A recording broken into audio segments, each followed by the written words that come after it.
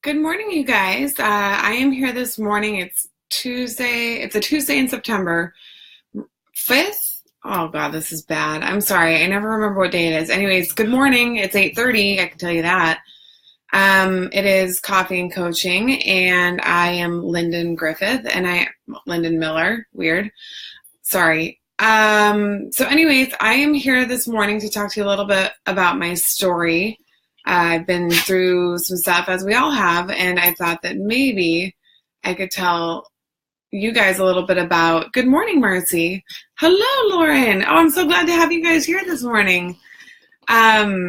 Just telling a little bit about my story this morning, and hello, Kathy and Simon. Jason, haven't seen your name in a long time. Good to see you guys. Telling a little bit about my story, what I've been through. Some of you know that, some of you don't, but I did a little bit of stage 3 brain cancer a few years ago, and I learned a few things about myself and life along the way and going through treatment and things like that. And I thought that maybe some of those things might be helpful for some of you out there. And that doesn't necessarily mean that you have to have a huge life event or, something like cancer to be able to benefit from these things.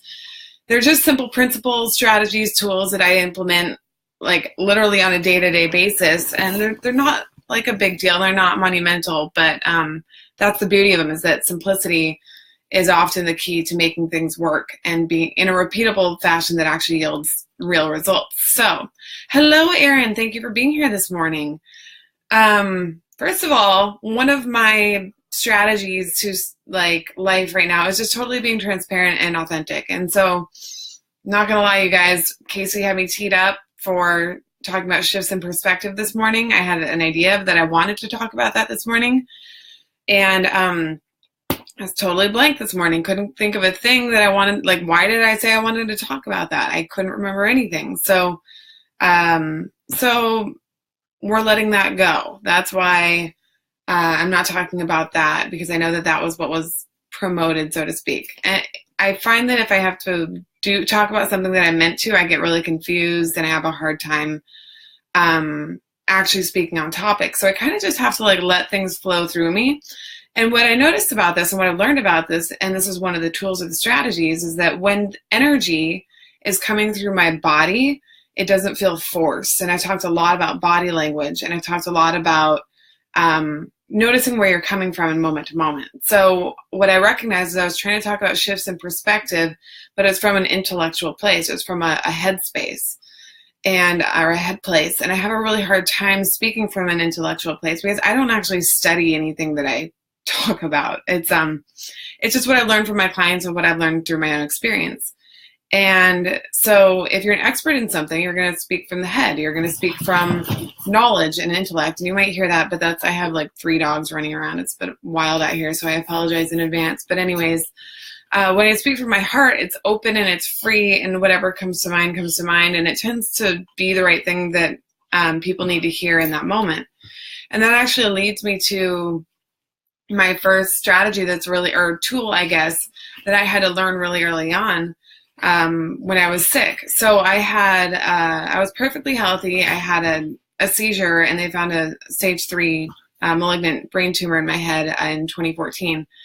And good morning, Paul and Anu. Great to see you guys. And I fortunately had been exposed to some people who had different ways of thinking at that point in time in my life. And so I had some support that was, in my opinion, perfect timing. So it was non-traditional, non-Western type of support. And they were exposing me to some ideas that were brand new to me. And that was what I see now as totally perfect timing in my life. And Dr. Don Klum from Aduro had sent me to one of his doctors who had also had cancer, who had sent me some resources about how to treat things through your belief systems and how you use your mind to be able to heal yourself, and how you can use your mind to be able to set yourself up for success in life in general. So one of the tools that he sent me was a meditation. It was by the recently late Louise Hay. And she was the queen of affirmation. She's big into metaphysical affirmation and new thought type of things, which was totally new to me. But it was something that I could do because being sick, I had a lot of time on my hands. I didn't have a lot of energies, excuse me, so I would just listen to this affirmation. I would listen to this, basically it was just like an old, like 80s tape that got recorded and was on YouTube. So it was a book on tape on YouTube. But one of the things that stuck out to me was that what she shared was that everything in life, every bit of information that you need comes to you in exactly the right order at exactly the right time.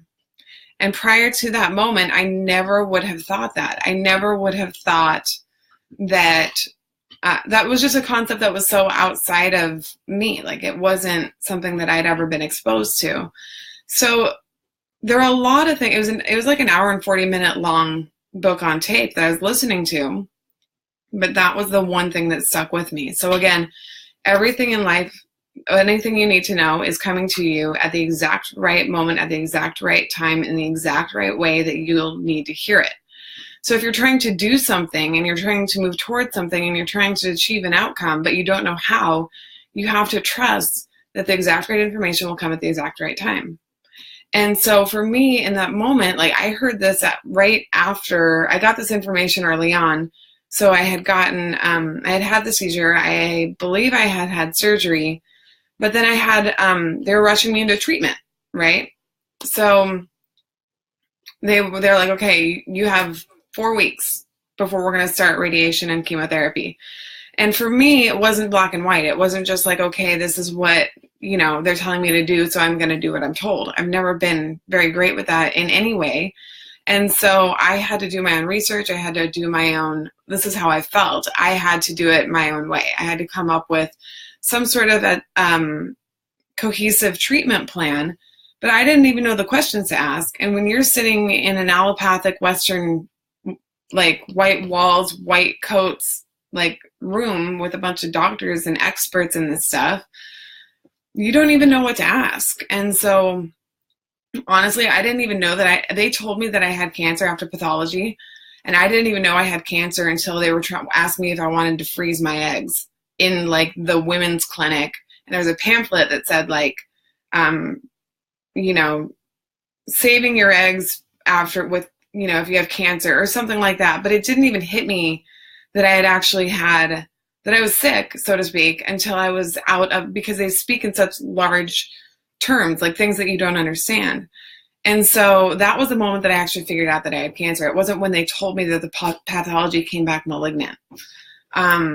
So maybe it was exact right timing all the way through. I didn't have a massive breakdown in the doctor's office, so that was cool.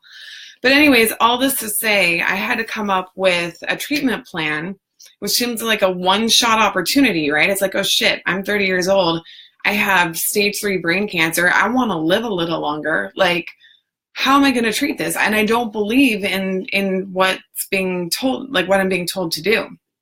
Now, some people believe in what they're told to do right away. I have a dear best friend, family friend, who had a brain tumor when he was 10 years younger than me. It was only one of that kind in the entire world. Literally, like, they'd only ever see, or I'm sorry, there's 5 of that kind in the entire world. He had the best oncologists, and he just put his head down and he did exactly what he was told and exactly what they said to do, but he believed that that would work. And it did, and he's still alive today, and that was 20 years ago. And so you never know, but all that to say, it didn't feel right to me. And I didn't know what to do, and I didn't know the questions to ask. Like, I knew that there were nutritional components. I knew that there were different kinds of chemotherapy. I knew that there was different kinds of radiation. I knew that there was other things I could be doing, medicinal marijuana that would be helpful. I knew that there were supplements that were helpful. And the reason I knew all this, by the way, is because I had been introduced to a woman named Jessica Oldwin, and she's an amazing woman who's been doing a ton of research. But she exposed me to some of this research about treatment in cancer and other alternative things that you could be doing. So hyperbaric chamber, oxygen therapy. So anyways, you can see, like, I've already, like, named a bunch of stuff, and that's the tip of the iceberg. And that's where I was. It was like, okay, I have one shot at treating this the best that I can right out of the chute. Because typically what happens, I guess, and this is what they say, right? And I don't know what's accurate or what's true, but if you treat cancer aggressively at one point, then it can, right? All of this is so speculative, but it can morph and then come back more aggressively in life. And so that's the fear, is that if you come at it aggressively, but you don't kill it all, then, 4 or 5 years down the line, I'm going to get a more aggressive state, higher, I'm going to stage up. And if you're already stage 3, that would suck. So, sorry, I'm getting very long-winded, but I got this message out of this meditation that said, all the exact information will come to you in the right order at the right time.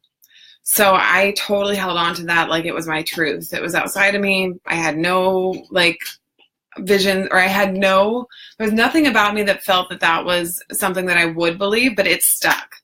It was just something that stuck. And you know how you hear a lot of things a lot of times, and some of it sticks and some of it doesn't? That was my new truth.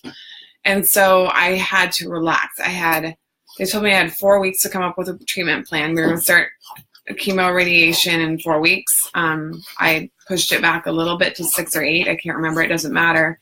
But what happened was that everything came to me at the exact right time along that path. And so, it was kind of an amazing journey. I'll try to keep it short, but I ended up going to a researcher in San Francisco to talk to them about chemotherapy and the effects of it on my kind of brain tumor.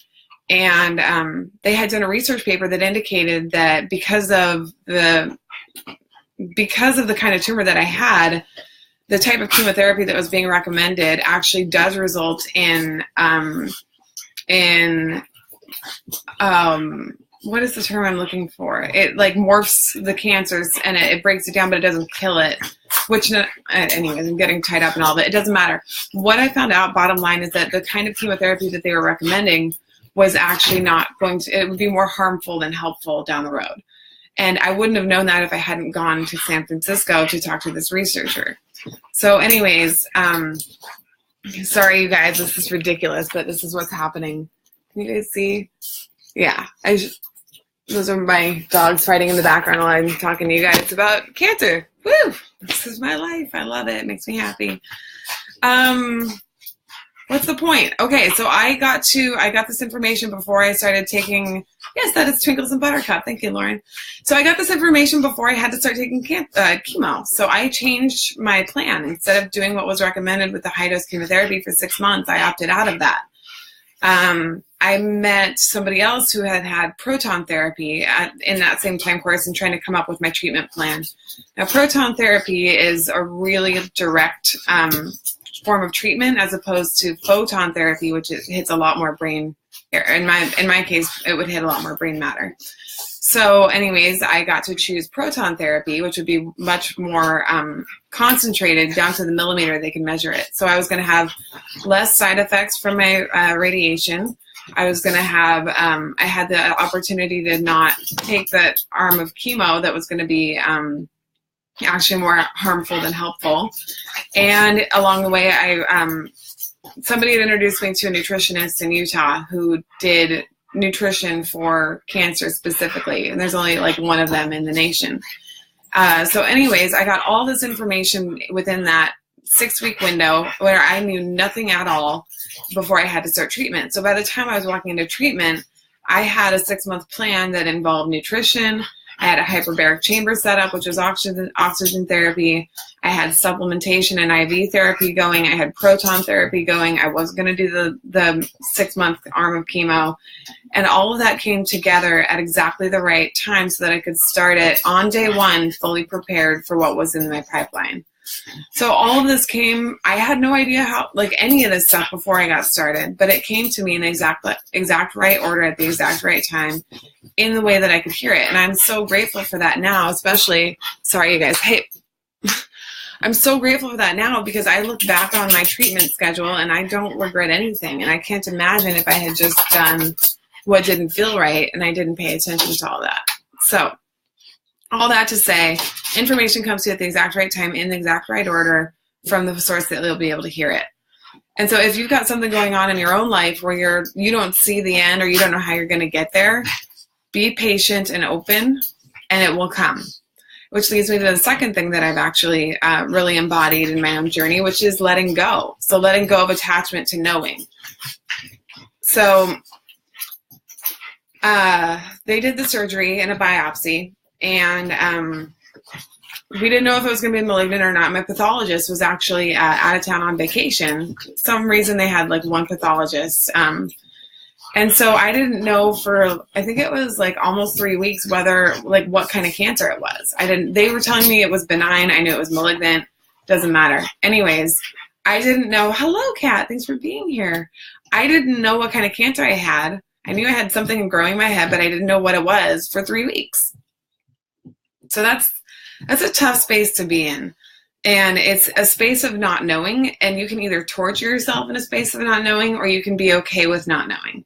Now, it's human nature to want to know, because we want to be able to control things and protect ourselves. It's survival. It is very basic. Most basic level, it's quite simply survival. So we want to know, we want to understand. Good morning, Catherine. Good to see you. And so we want to know and understand cognitively so that we can evaluate, will this hurt me? Will this hurt, like, is this a threat? Then I can do something about it. If I don't know and I can't see, then I can't project, then I'm at risk, then I'm vulnerable. And that's the last thing anybody wants to be, is vulnerable, right? So I had to learn to be okay with not knowing. And quite frankly, that is a practice. That's not something that you just like flip a switch with and then you're cool with it. Like, it's a constant practice. So what I do is I notice when I'm trying to control, because that means I'm trying to figure it out. That means that I'm coming from a place of fear and I'm kind of like white knuckling it. So the mantra, and I call it a mantra because it's just something that I tell myself consistently, is just to let go. Like, just to let go and to trust. And it's just something that I have to catch myself doing in the moment, and then let go and constantly let go. And just notice every single time I try to like hold on to something and figure it out. Like, if I can't see the next step, then I start to freak out. And the thing about that is that when you're in total trust, remember, everything comes to you at the exact right time, and you don't know how it's going to come to you. So I imagine this kind of like climbing a mountain, okay? And a long time ago, I think it was 2012, I climbed Mount Kilimanjaro, and we had headlamps. And when you have a headlamp on and you're climbing a mountain, you're looking down because you're looking at your footing, right? So this is kind of the imagery that I use in my own life when I don't understand how something is going or how I'm going to get to the top of the mountain, so to speak. I just think of that time when I was climbing the mountain and I had that headlamp on, and all I could see was that step right there in front of me. And I knew that this was solid ground right here, right now, in that illuminated space. And if you've ever, been hiking with a headlamp, you know that illuminated space is not very big. Maybe there are better headlamps now, but in 2012, it was like, I know that this spot is good.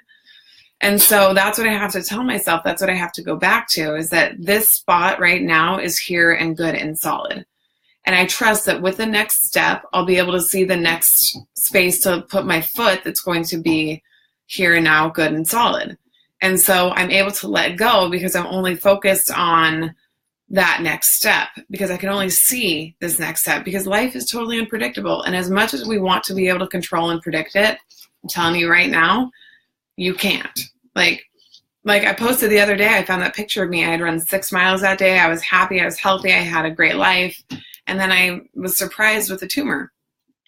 And that leads me to my next thing that I had to hold on to.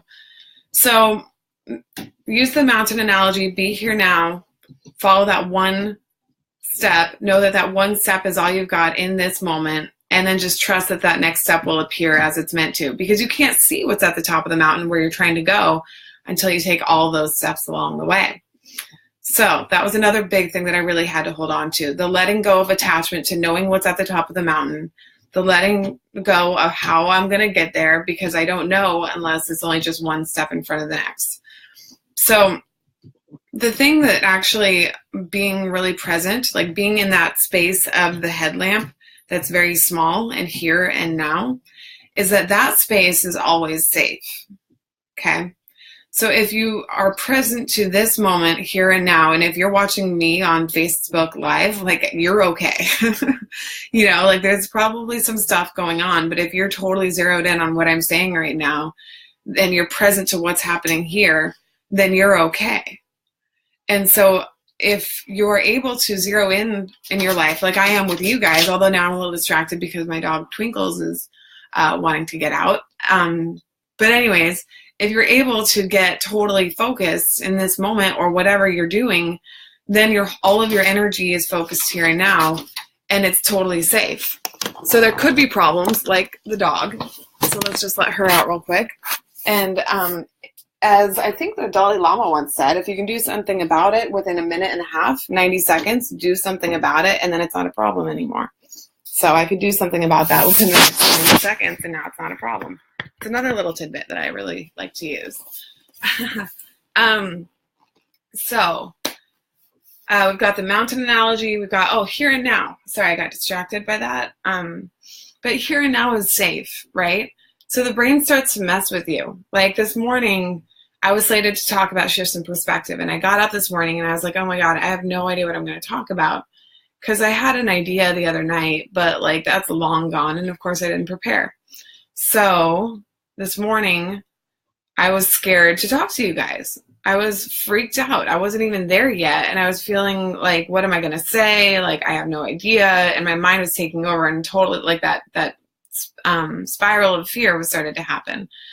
And I wasn't even here yet, right? Like it was still an hour away. And so I just had to get present in the moment.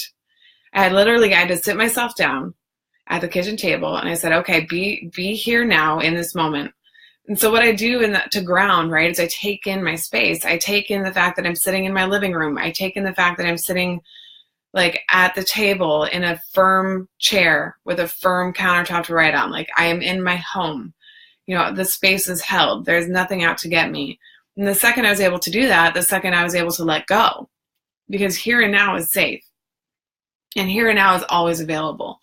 When I'm totally present, when I'm totally grounded here and now, then you can create. Because if you're feeling threatened, which is when the mind is going crazy and spinning and cycling, you can't actually create from that space. It's like if a woman wants to have a baby, but she's not healthy, right? Biologically, her body will not let her create another being. It's the exact same thing with humans and creativity and building something. Like it's possible to be super stressed and create, but it's not coming from like the best and the highest good, from a place that like is your fullest self to be able to give. And that's where I like to live from when I am creating, is from my best and highest self and all of me. And so I have to make sure that I take those moments of getting really grounded and getting really clear that there's nothing threatening me. There's nothing in this moment that is wrong.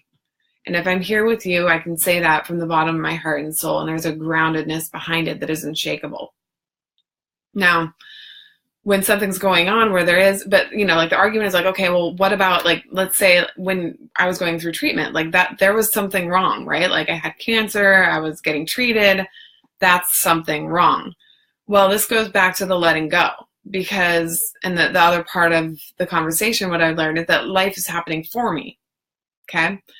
So even the crappy stuff, even the stuff that's so-called wrong it's also happening for you, because I don't know anybody out there who doesn't have problems. I don't know anybody who, flaunts through their days, day after day with no problems. And it's funny that we're all resistant to problems, because they're happening and they will always happen, and they'll forever until the day we die. There's going to be something to be concerned about, worried about, to resist, to have. We'll always start having these problems. And so the shift in perspective that I like to take on is that these problems, right? Problems are lessons, and that I will come out of them on the other side. Now, having a seizure, finding a brain tumor, like in the middle of all that, I was just trying to do one day at a time, figure out a treatment plan, get through all of it. If somebody had said like, hey, this is happening for you in that moment, I might have gotten angry. If somebody had said, look, like you're going to understand all this later on down the road. If I'd never done any work around this kind of stuff, I might have been pissed off. Like, don't tell me how to feel. And there were moments within all that, I'm sure, that I was, really scared and where that didn't feel right. In fact, I have a couple clients right now who are going through some stuff right now, and it's shitty and it is painful. And they are not in a place to say like, yeah, I'm going to learn something from this. I mean, maybe they can say it because they're repeating things that I've said and they're borrowing that belief in the moment, because we have to be able to believe that something better will come of this in order to want to get through it. And that's the piece where you have to tie in climbing the mountain, because you don't know what's going to be at the top. You don't know what you're going to become on the other side of the problem. You have no idea how it will transform you. You have no idea what the lessons will be when you walk away, and you have no idea who you can affect by gaining from that experience. I would be terrible at my job if I hadn't wasted 10 years of my life binge drinking and working at coffee shops and bars. I would suck at my life. Like I could have no empathy for so many of my clients on so many different levels if I hadn't lived my life from a place of total fear and being inauthentic and scared of everything for 10 years. Now I can regret those 10 years, or I can be super grateful that I had them, because now I'm much better at my job. I would not be the person I am today if it wasn't for cancer 3 years ago. I would not be so clear on who I am, what my purpose is, what my values are, what I stand for, and how am I going to leave this earth. That none of that would be here for me now if I hadn't gone through cancer. I am not the same person that I was 3 years ago on August 7th. And so I'm able to say on the other side of it that I've learned a ton, but I didn't know at the time. And so I have to let go every step of the way, be present in the now, know that I am safe, and that I will grow and learn from this, and some kind of transformation that will happen, or some kind of transformation will happen that will allow me to be a greater good in this universe and helping people. And this is the first time in my life where I've felt fully enough, where I've been overfilled actually with like love and knowing of myself to be able to actually help other people. And that's the whole point. When you're living in fear and you don't know what you're doing and you feel empty and scared all the time, you can't help people. You spread negativity and problems. And that was me for a really long time. So I know we're about out of time this morning, you guys, so I just want to go back and recap real quick some of the things that I've learned that have really stuck with me throughout, these past 3 years. And I use them to this day, on a daily basis, right? So the first one, everything that you need to know, there's something outside of you. Trust that it will come to you in the exact right time, in the exact right way that you can hear it, in the exact right order. And that is a practice of trusting and letting go. And that's the second piece, is constantly letting go of attachment to control, constantly letting go and allowing and trusting that it will unfold. So that leads us to the third piece, is knowing that you're safe along the way. Because if you're here and now and not focused outside of you in the future, or focused about the past, which has already happened, we can't do anything about it anyways. If you're just here, simply safe here and now, then you can open up to possibility. Because this is the place, here and now, is the place where you can create from wholly and give your all. And that's where inspiration comes from and possibility lives from. If you're trying to create from your mind, or if you're trying to solve problems from your mind, you're limited. You can only create or solve problems from your mind from a place of things you've already learned, or previous experiences, or things that you've seen other people do. None of that is original. And so we have to make sure that we're safe and be right here and now to be able to open ourselves up to possibility. Yes, Marcy, I absolutely will. And the last piece the mountain analogy. Yeah, that was a fun one. Thanks. And then, that's the here and now. Use the mountain analogy to move up that ladder. Know that you're safe along the way. Oh, and then trust in the unfolding. Trust in the process that there's something in it for you. You'll always have problems. There is something in it for you. Know that even though you can't see the outcome in this moment, you don't have to know, because it will get you to a place where you will eventually understand. So let go of the attachment to understand in the moment and trust that it will be there when it is there. And the problems become opportunities. The problems become ways to learn something, ways to grow, ways to help others. And so that is it this morning for Coaching and Coffee. If you have any questions for me, please feel free to post or follow up with me. I'm always happy to have a conversation. The YouTube book, Marcy, that I mentioned earlier, is it's Louise Hay, Louise Hay, and it's I believe it's called How to Heal Yourself. I'll post it on my page. I'll post the link so that you can just check out my page and it'll be right there. But I still listen to it sometimes when I feel like I need a reminder about some concepts about life that are not sort of traditionally taught. So anyways, you guys, I know it's 9 o'clock. I wish you a very happy Tuesday, and I'm so grateful to have you guys here today. And again, reach out if anything. Oh, sorry, one last thing, you guys. If any of you want to learn want to learn what your values are, I am adopting a new way I'm developing my own way to define your value systems, and I want to practice it on people. So if any of you out there are unclear about what your values are and you're willing to let me work with you just to practice, I would be honored to have the opportunity, and we can see if we, just send me a message, and I'm happy to do it. It's obviously complimentary and no strings attached. It's just an opportunity to learn your values and for me to practice a new process to see if what I'm developing is actually helpful. All right, you guys, that's it for today. Happy Tuesday. Much love. Bye-bye.